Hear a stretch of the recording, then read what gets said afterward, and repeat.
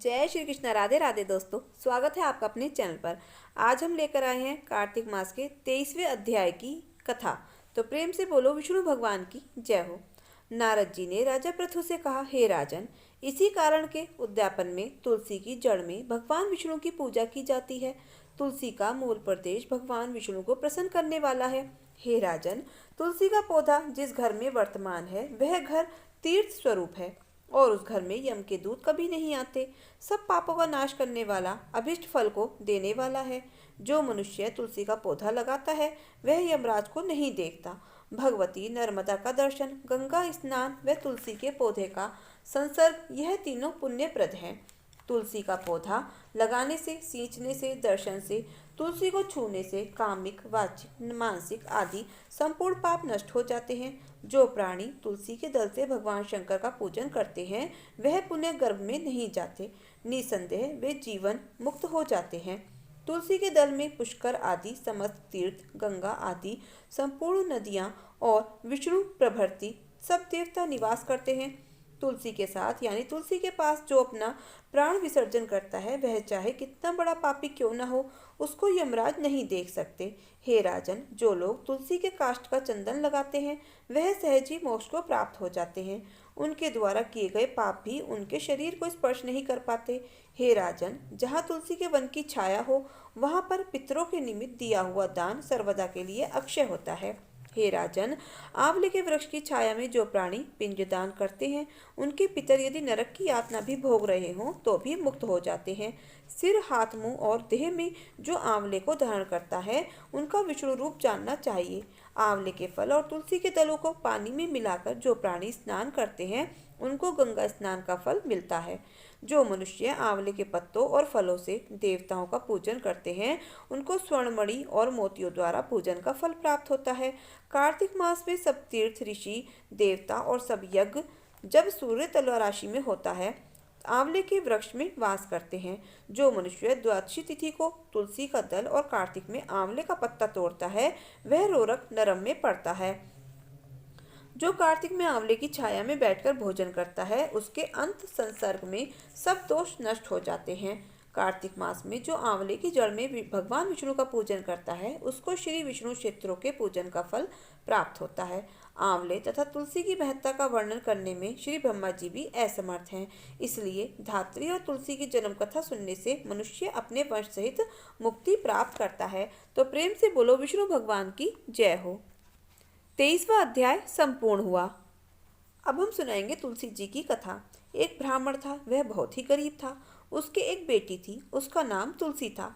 जब वह बूढ़ी हुई तो एक दिन तुलसा के माँ ने ब्राह्मण से कहा कि हमारी तुलसा अब शादी के योग्य हो गई है, कोई सुयोग्य वर देख कर लीजिए। तब वह ब्राह्मण नाई के पास गया और बोला कि मेरी बेटी के लिए कोई वर लेकर आओ, जो पहले आए उसी की टीका कर देना। तब वह नाई बोला, चाहे कोई भी हो, चाहे काला कुत्ता ही क्यों ना हो। तो ब्राह्मण इतना परेशान था, उसने हाँ कह दिया। ब्राह्मण ने नाई को गोला और शकुन के रुपए दे दिए। नाई को सबसे पहले काला कुत्ता ही मिला। उसने उसी के टीका कर दिया और आकर ब्राह्मण को बता दिया। ब्राह्मणी यह सुनकर बड़ी परेशान हो गई कि मेरी बेटी के भाग्य में काला कुत्ता ही रह गया। रोती हुई ब्राह्मणी ब्राह्मण से बोली कि घर में थोड़ा कपड़ा पड़ा है, इसका एक चोला तो सिलवा दो। ब्राह्मण वह कपड़ा लेकर दर्जी के पास गया और बोला, भैया आप इस कपड़े का एक चोला सिल दोगे। तब दर्जी बोला, यहाँ तो कृष्ण भगवान के वस्त्र सिले जा रहे हैं, तेरा चोला कौन सिलेगा। यह सुनकर ब्राह्मण अपने घर आ गया और बड़ा परेशान होकर बैठ गया। ब्राह्मणी बोली कि कुछ ना हो तो एक थोड़ी सी टूटी हुई चांदी पड़ी है, इसके दो बिछुए ही गड़वा दो। ब्राह्मण वह चांदी लेकर सुनार के पास पहुंचा तो सुनार ने कहा, तेरे बिछुए कौन गढ़ेगा, यहाँ तो कृष्ण भगवान जी के जेवर जवाहरात गढ़े जा रहे हैं। ब्राह्मण और ब्राह्मणी और भी परेशान हो गए। फिर ब्राह्मणी बोली, ऐसा करो, घर में थोड़ा बहुत बूर बाट पड़ा है, तुम इसी की रोटी बनवा लाओ, जब कुत्ता आएगा तो रोटी डाल दूंगी। ये वह गया हलवाई के यहाँ और बोला, भैया हमारा रोट बना दो। हलवाई बोला, यहाँ तो श्री कृष्ण भगवान की शादी के पकवान बन रहे हैं, तेरा रोट कौन बनाएगा। वह घर आ गया। दोनों ब्राह्मण ब्राह्मणी अब रोने लगे कि हमारी बेटी के भाग्य में कुछ भी नहीं है। रो ही रहे थे कि बाहर से आवाजें आ रही थी, तुलसा की बारात आ गई। तो ब्राह्मण बोला, देखो तो कौन है जो हमारी हंसी उड़ा रहा है। उन्होंने देखा तो कृष्ण भगवान जी आए हैं।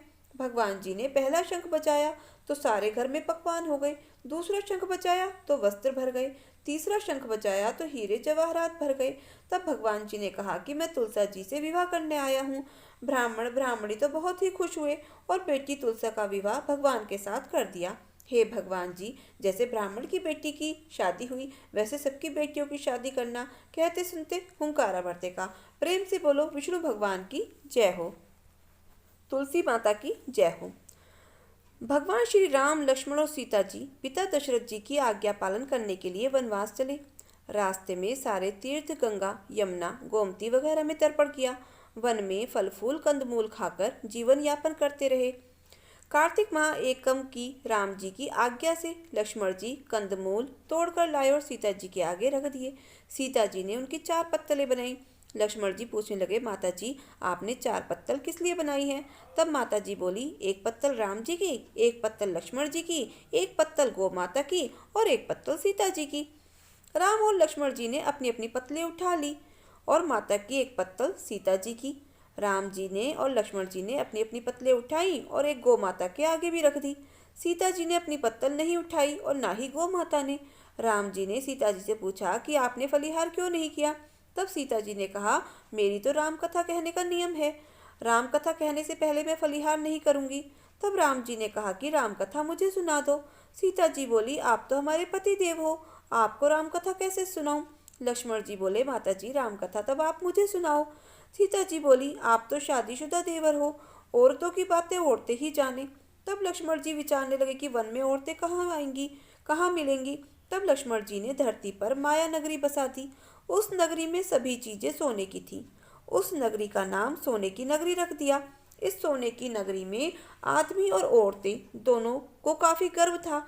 कोई भी व्यक्ति गरीब नहीं था। राजा से लेकर भंगी तक गर्व में पागल थे। सीता जी कुएं पर गई। वहां परिहारियां पानी भरने आईं।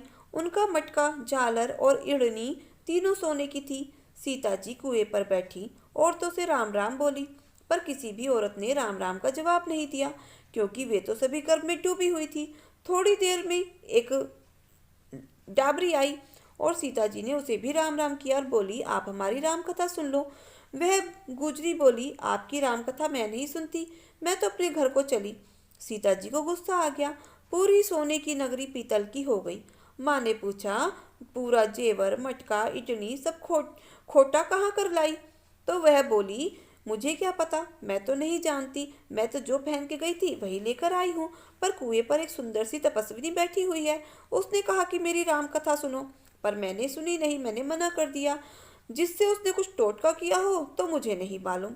माँ बोली, जाओ उसकी राम कथा सुनकर आओ, वो तपस्विनी नहीं है, वो तो सीता जी है। चलो वापस जाओ, उसकी राम कथा सुनकर आओ, अपने घर में रिद्धि सिद्धि हो जाएगी। अपनी तो पूरी नगरी ही पीतल की हो गई है। तब वह बोली, मैं तो वापस नहीं जाऊंगी। इतने में बेटी की बहू आ गई। उसने कहा, अगर आपकी आज्ञा हो तो मैं सीता जी का दर्शन कर आऊं और राम कथा सुनाऊं।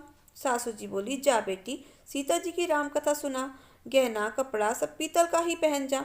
बहू कुएं पर जाकर बैठ गई। खाली मटका पानी से भरे और फिर खाली कर दे। यह देखकर सीता जी बोली, आपके घर में कोई काम नहीं है क्या? बहू बोली, माता जी मैं तो सब काम निपटा कर आई हूँ। तब सीता जी बोली, तूने मुझे माता जी कहा, अब यह सुन मेरा मन खुशी से हर्षित हो रहा है। अगर समय हो तो मेरी राम कथा सुन लो। बहू बोली, माता जी आप राम कथा सुनाओ, आपकी राम कथा सुनकर ही घर को जाऊंगी। तब सीता जी ने राम कथा कही। चंदन चौकी मोतियों का हार, राम कथा हमारे गले का हार। आओ राम बैठो राम, जल भर झारी लाई राम, किंकर की दातुन लाई राम, ठंडा जल भर लाई राम, सह परिवार पधारो राम, झुगला टोपी पहनो राम, कड़ा किलंकी पहनो रामस, मक्खन मिश्री लाई राम, मक्खन मिश्री खाओ राम, स्वर्ण सिंहासन लाई राम, स्वर्ण सिंहासन बिराजो राम, झालर टिकोरा लाई राम, झालर टिकोरा बजाऊं राम, शंख ध्वनि लाई राम, झुक झुक पाव लागो राम, निरखता रोमन मोहे राम, शरण अपनी ले लो राम, दूध कटोरा लाई राम, सीता चरण दबाए राम, सुखबर सेज सो राम, झालर पंखा ढोलो राम, खाली बैठो क्या काम, रोम रोम में बसो श्री राम, घट घट में बिराजो राम, मुख में तुलसी बोलो राम, खाली बैठे क्या काम। जब बोलो जब राम ही राम, बोलो पंछी राम ही राम, पूर्ण होए सबके काम। मेवा चिरंजी लाई राम, रुच रुच भोग लगाओ राम, खट्टा मीठा चखो राम, चरखा परखो लाई राम, चरखो परखो चखो राम, जो भाए सो ले लो राम। मन में धोखा रखना न राम, राम ध्याऊं राम ध्याऊं, राम कहे तो परदेस जाऊं। सीता जी ने कहा, तूने मेरी इज्जत रखी, भगवान तुम्हारी इज्जत रखेंगे। हमारी मृत्यु लोक में तूने सहायता की है, तुम्हारी भगवान स्वर्ग लोक में सहायता करेंगे। सीता जी ने राम कथा सुनानी शुरू की। बहू ने राम कथा सुनने लगी। राम कथा पूर्ण हुई तब सीता जी बोली, आपने हमारी राम कथा सुनी, हमारी सहायता करी, आपने हमारे भूखे राम लक्ष्मण जी को खाना खिलवाया, भगवान आपको सातों स्वर्ग का सुख देगा। सीता माता का आशीर्वाद ले बहू अपने घर सासू जी को बोली, घर गई और सासू जी को बोली कि मेरा मटका सिर से उतारो सासू जी। सासू जी बोली, ए बेटी, हीरा पन्ना का गहना कपड़ा और मटका सिल्क सिर का झालर इतनी हीरा से झिलमिला रही है, ये सभी चीजें तू कहाँ से लाई। राजा जी सुनेंगे तो दंड देंगे। बहू बोली, मैं तो सीता जी की राम कथा सुनकर आई हूँ। बहू रोज सीता जी के पास जाना और राम कथा सुनना, तो वह सुनने लगी। सुनते सुनते वर्ष गुजर गया। तब बहू ने कहा, माता जी कहानी का उद्यापन बताओ। तब माता जी बोली, 7 लड्डू 1 नारियल ले आना, फिर उनका 7 भाग करना, एक भाग मंदिर में चढ़ाना, मंदिर बनवाने जितना फल मिलेगा, एक भाग तालाब में चढ़ाना, तालाब खुदवाने जितना फल मिलेगा, एक भाग भागवत पर चढ़ाने से भागवत सुनने का फल मिलेगा, एक भाग तुलसी पर चढ़ाने से तुलसी की शादी करने जितना फल मिलेगा, एक भाग कुंवारी कन्या को देने से कन्यादान का जितना फल मिलेगा, एक भाग सूर्य भगवान को चढ़ाने से 33 करोड़ देवी देवताओं को भोग लगाने जितना फल मिलेगा। बहू जल्दी जल्दी घर गई, 7 लड्डू और 1 नारियल ले आई। उसके 7 बराबर के भाग किए, एक भाग मंदिर में, एक भाग तालाब में, एक भाग भागवत में, एक तुलसी में, एक कन्या को, एक ब्राह्मण को और एक सूर्य नारायण भगवान को चढ़ाया। सूर्य भगवान को चढ़ाने से 33 करोड़ देवी देवताओं ने भोग लगा लिया। अब बहू फिर सीता जी के पास आई और बोली कि माता जी मैंने सबका उद्यापन कर दिया। सीता जी बोली, अच्छा बहू अब बैठ जाओ, 7 दिनों बाद बैकुंठ धाम से विमान आएगा। 7 दिन बाद ही बैकुंठ धाम से विमान रिमझिम करता आया। बहू बोली, सासू जी विमान आया है, आप भी चलो। सासू जी बोली, ए बहू मैं अकेली कैसे जाऊं, अपने ससुर जी को ले लो, माता पिता को ले लो, भाई बंधु कुटुंब कबीले को ले लो, अड़ोसी पड़ोसी को ले लो। बहू ने सबको विमान में बिठा लिया।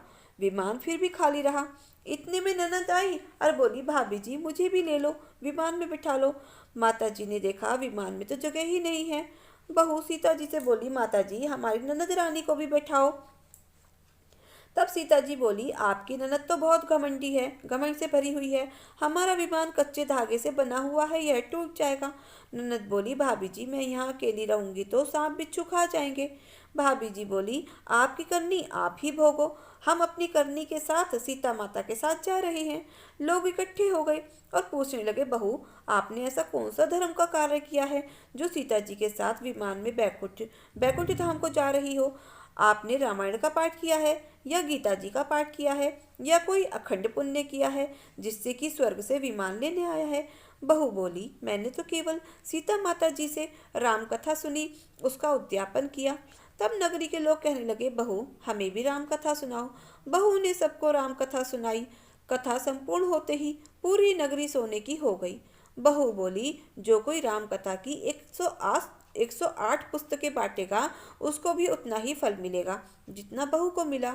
सभी नगरवासियों ने राम जी की जय जयकार की। सीता जी ने सबको विमान में बैठा लिया। विमान स्वर्ग के रास्ते चल पड़ा। स्वर्ग के 7 द्वार अपने आप खुल गए। प्रथम द्वार पर नाग देवता सामने आए। 7 द्वार पार करने के बाद विमान स्वर्ग से नीचे उतरा। 33 करोड़ देवी देवता बहू से पूछने लगे कि तूने कौन सा पुण्य कार्य किया है जिससे कि स्वर्ग के 7 द्वार पार करके हमारे पास आई हो। बहू बोली, मैंने तो सीता माता जी से राम कथा सुनी, उसका उद्यापन किया। 33 करोड़ देवी देवता बोले, हमें भी राम कथा सुनाओ। बहू ने सबको राम कथा सुनाई। बहू ने कहा, राम ध्याऊं राम मनाऊं, राम कहे तो परदेश जाऊं। सभी देवी देवता सीता माता की जय जयकार करने लगे। आप सब भी मिलकर बोलो, जय श्री राम। एक बुढ़िया माई थी। वह व्रत नियम तो बहुत रखती। एक दिन भगवान के घर से यमदूत लेने आए। बुढ़िया माई यमदूत के साथ चली गई। आगे गहरी नदी बह रही थी। बुढ़िया माई डूबने लगी। तब यमराज जी ने पूछा, माई गाय दान की है क्या? तब बुढ़िया माई ने मन में गाय माता का ध्यान किया तो गाय माता उपस्थित हो गई और गाय की पूंछ पकड़कर बुढ़िया माई नदी पार कर गई। आगे गई तो काले कुत्ते खाने को दौड़े। तब धर्मराज जी ने पूछा, कुत्ते को रोटी दी है क्या? बुढ़िया माई ने मन में कुत्ते का ध्यान किया। कुत्ते चले गए। आगे चली तो काले कोए बुढ़िया माई को चोंच मारने लगे। तब यमराज जी ने कहा कि ब्राह्मण की बेटी को सिर में तेल लगाने के लिए दिया है या नहीं? बुढ़िया माई ने ब्राह्मण की बेटी को याद किया तो कोए चोंच मारना छोड़ देते हैं। आगे गई तो पैरों में कांटे चुभने लगे। तब यमराज जी ने कहा कि चप्पल दान की है या नहीं? बुढ़िया माई ने याद किया तो चप्पल पैरों में आ गई। आगे चली तो चित्रगुप्त जी ने यमराज जी से कहा, आप किसको ले आए हो? तब यमराज जी ने कहा कि बुढ़िया माई ने दान पुण्य तो बहुत किया है पर धर्मराज जी का कुछ नहीं किया, इसलिए आगे के द्वार बंद हैं। तब बुढ़िया माई बोली कि मुझे 7 दिनों के लिए धरती पर जाने की आज्ञा दो। 7 दिनों तक कहानी सुनकर उद्यापन करने के बाद वापस आ जाऊंगी। बुढ़िया माई वापस धरती पर आ गई। जब वह अपने घर को गई तो बहू बेटे ने सोचा कि ये तो भूतनी आई है और उन सब ने घर के द्वार बंद कर दिए।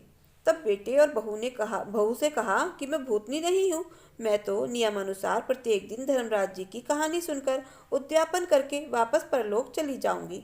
यह सुनकर बेटे ने उद्यापन के पूजा की सभी सामग्री इकट्ठी कर दी, लेकिन कहानी का हुंकारा नहीं भरा। तब बुढ़िया माई पड़ोसन के पास गई और कहानी सुनने को कहा। पड़ोसन ने कहानी सुनी और हुंकारा भर दिया।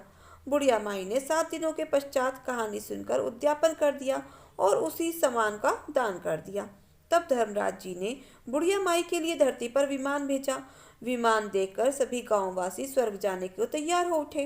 बुढ़िया माई बोली कि मेरी कहानी तो सिर्फ पड़ोसन ने ही सुनी है। तो सभी गांव वालों ने बुढ़िया माई के पांव पकड़ लिए और धर्मराज जी की कहानी सुनाने का आग्रह किया। कहानी सुनने के पश्चात सभी विमान में बैठकर स्वर्ग को पहुंचे। तो धर्मराज जी ने कहा कि मैंने तो सिर्फ बुढ़िया माई को लाने के लिए विमान भेजा था, पर यहाँ पर तो सभी गांववासी एकत्रित हो गए हैं। तब बुढ़िया माई ने कहा, मेरी कहानी इन सभी ने सुनी है, इसलिए आधा पुण्य इनको भी दे दो। तब धर्मराज जी ने सभी गांववासियों को स्वर्ग में वास दिया। सो हे धर्मराज जी, महाराज, जैसे बुढ़िया माई को स्वर्ग दिया वैसे सभी कहानी कहने वाले को, सुनने वाले को, हुंकारा भरने वाले को, सभी को स्वर्ग का वास देना। प्रेम से बोलो धर्मराज जी की जय हो। एक बुढ़िया थी, इतवार के व्रत रखती थी। उसके गोबर का नेम था। गोबर से चूल्हा लीप कर रोटी बनाती, भगवान को भोग लगाती और खाती। पड़ोसन की गाय थी, उसके यहाँ से ही गोबर लाती। एक दिन पड़ोसन ने गाय अंदर बांध ली। बुढ़िया को गोबर ना मिला, ना बनाया, ना खाया, ना पूजा पाठ करी, भूखी पड़ी रही। सपने में सूर्य नारायण दिखे, बोले, बुढ़िया माई क्यों भूखी पड़ी है? बुढ़िया बोली, मेरा गोबर का नेम है, चूल्हा गोबर से लीप के रोटे बनाऊं, भोग लगाऊं, खाऊं। ना गोबर मिला, ना लीपा, ना खाया। तो सूर्य नारायण भगवान बोले, बाहर निकल के देख, तेरे यहाँ तो गोरी गाय गोरा बछड़ा बंधा हुआ है। गाय ने फिर एक लड़ी सोने की, एक गोबर की दी। पड़ोसन ने देखा तो सोने की लड़ी पड़ोसन ले गई, गोबर की बुढ़िया माई ले आई। लीपा पोता, भोग लगाया और खा लिया। अब रोज ऐसे ही करे। भगवान ने सोचा, मैं तो बुढ़िया माई को धन दिया, बुढ़िया को तो लेना ही नहीं आया। अब सूरज भगवान ने खूब आंधी बारिश कर दी। तब बुढ़िया ने गाय को अंदर बांधा।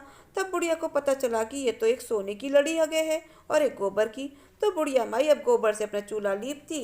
इसी तरह अपना रोज का नियम हो गया, सोना इकट्ठा करने लगी। तो उस पड़ोसन को गुस्सा आ गया। उसने जाकर राजा से शिकायत लगा दी।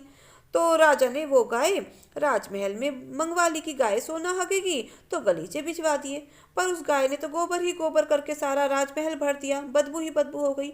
राजा ने फिर बुढ़िया को बुलवाया कि भाई क्या बात है, तेरे यहाँ तो सोना हगे है, यहाँ गोबर करे है। कि जी मुझे तो पता नहीं, मुझे तो सूर्य नारायण भगवान ने दी है।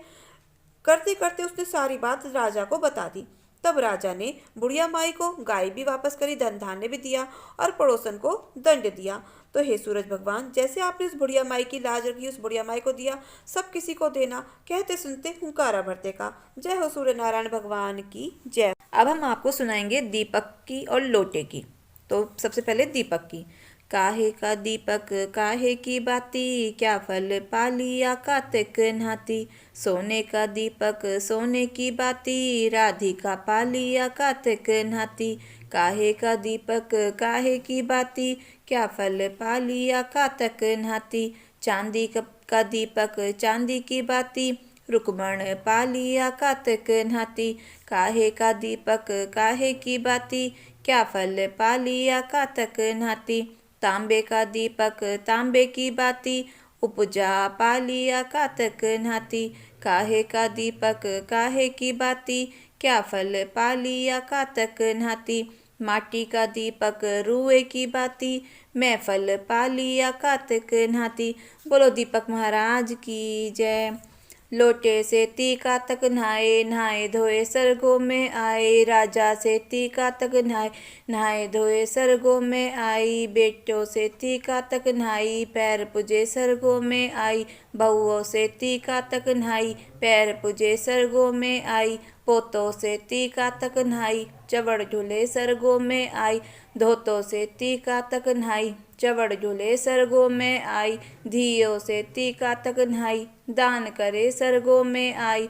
हाथों से तीका तक नहाई, दान करे सरगों में आई। सखियों से तीका तक नहाई, भजन करे सरगों में आई।